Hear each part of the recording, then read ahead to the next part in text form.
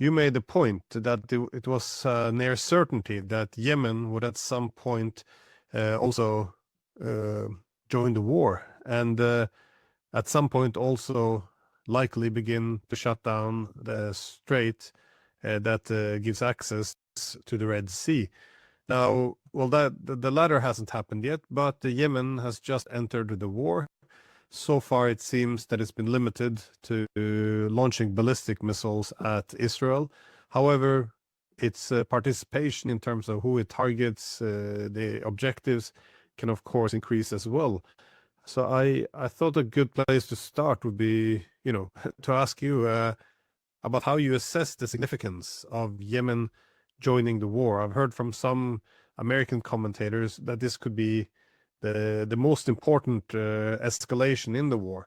But how important is it, and what other things could they actually do as the war continues again to spiral out of control?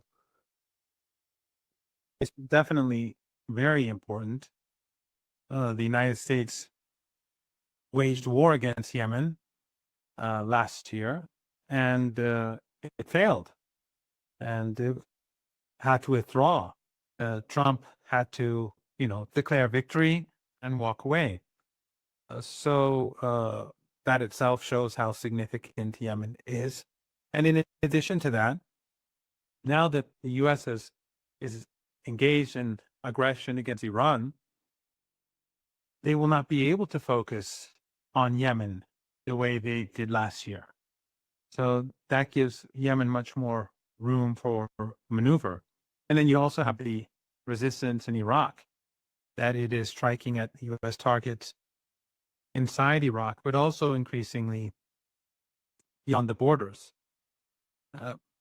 And we are still not very much up the escalation ladder. Yemen has joined, but its targets are so far limited. Iraq has been involved for weeks now, but again, it can go much further.